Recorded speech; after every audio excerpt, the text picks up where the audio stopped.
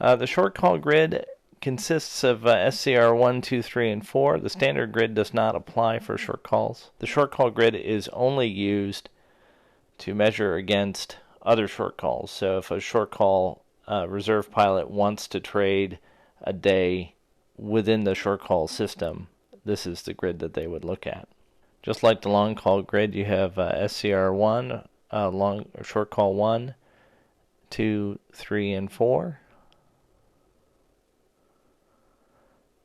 And then rather than displaying these colorized, you just have to do a little bit of math. You have the available reserve column here, and then to the right for each day you have the min required. For you to be able to do a swap or a drop, any grid that day touches, you would need to check to see if you have more than the min required reserves.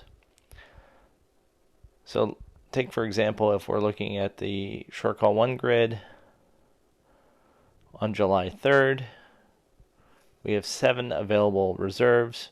The min required is 5 for that day.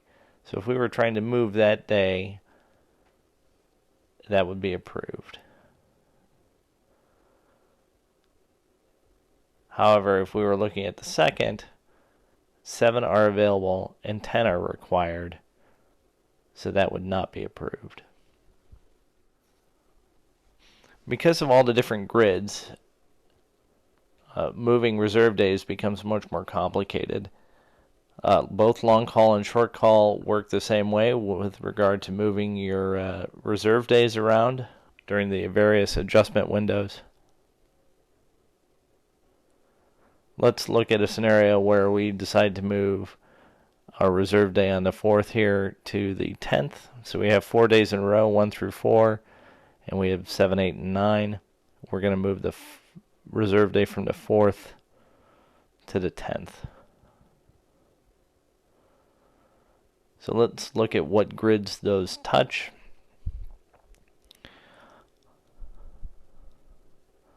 On the 4th, it's the 1-day grid. On the 3rd, we need to check the 2-day grid. On the 2nd, we need to look at the 3-day grid. And finally, on the 1st, we look at the 4-day grid.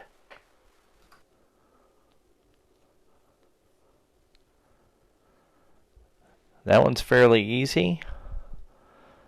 Let's look at another example.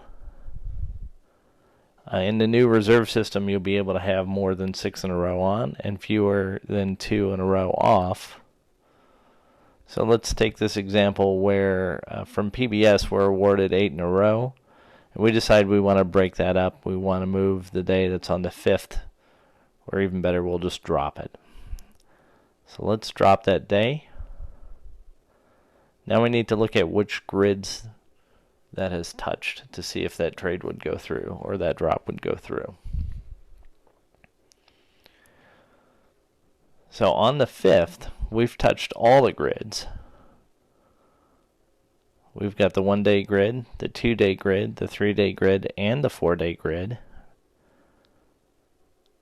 because that was the first day of up to 4 days in a row. On the 4th,